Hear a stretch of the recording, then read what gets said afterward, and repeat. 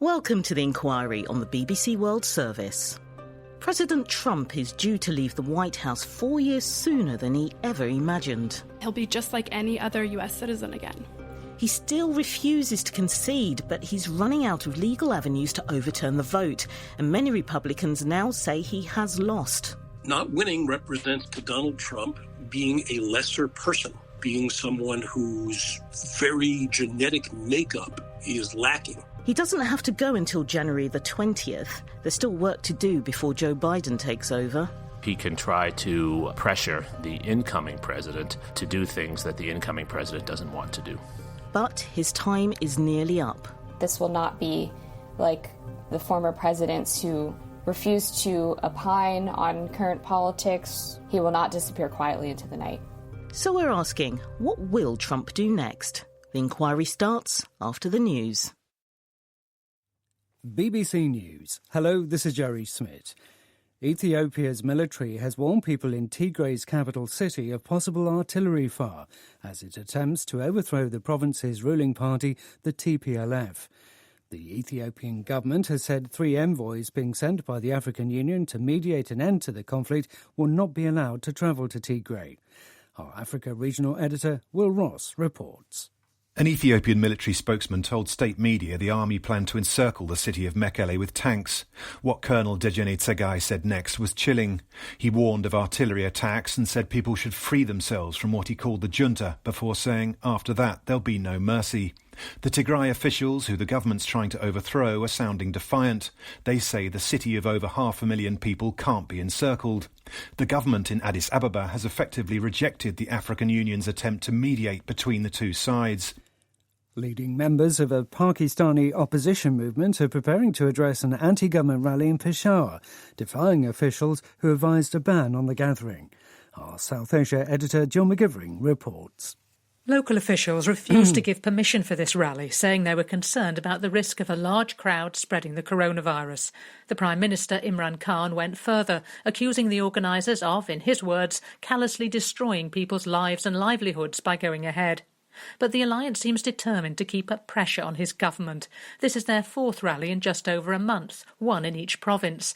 They accuse the government of trying to influence the judiciary, of mishandling the economy, and of being too close to the country's powerful military. Donald Trump is insisting he will continue his legal challenge to Joe Biden's victory in the US presidential election, despite the scathing verdict in a key state, Pennsylvania. A judge described the Trump campaign's attempt to block certification of votes as a Frankenstein's monster of a case, which came with no evidence.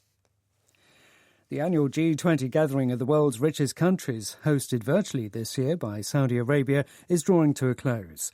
The 2-day event has focused on the coronavirus pandemic and economic issues linked to it. The leaders have talked of the need to ensure that poorer nations get affordable access to vaccines. President Trump, however, took a low-key approach, as Lise Doucette in Riyadh explains. We did see Donald Trump appearing in his corner of the grid when world leaders appeared for the opening statements. But then when we checked Twitter, President Trump was quickly using his most favorite means of communications.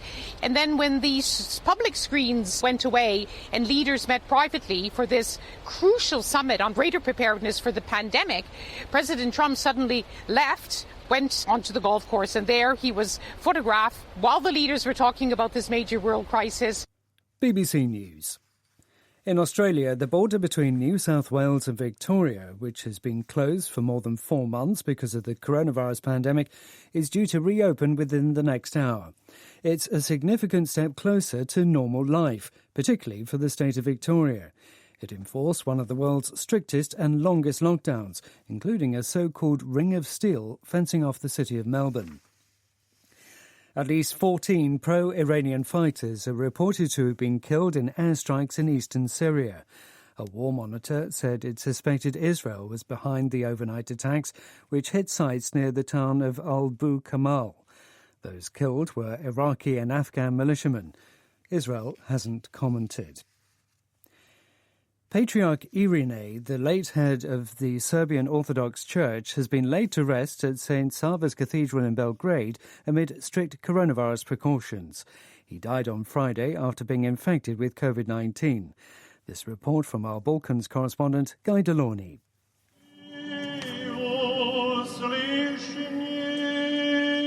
3 days of national mourning have marked Patriarch Irenaeus' death, and epidemiologists had feared his funeral would attract thousands of people, just as coronavirus cases in Serbia are surging. But the crowds outside St Sava's Church in Belgrade were relatively small. Most people wore masks, and those who queued to pay their respects were careful to keep their distance. The health warnings perhaps carried extra weight because of the manner of the Patriarch's death. He contracted COVID-19 after attending the funeral of Montenegro's senior religious leader, who also died of coronavirus. Conservatives across Spain have driven their cars in convoy through several cities in protest at education reforms that they say could stop teachers in minority regions using Spanish in class. In Madrid, the head of the opposition's People's Party said he'd refer the reform to the Constitutional Court. BBC News.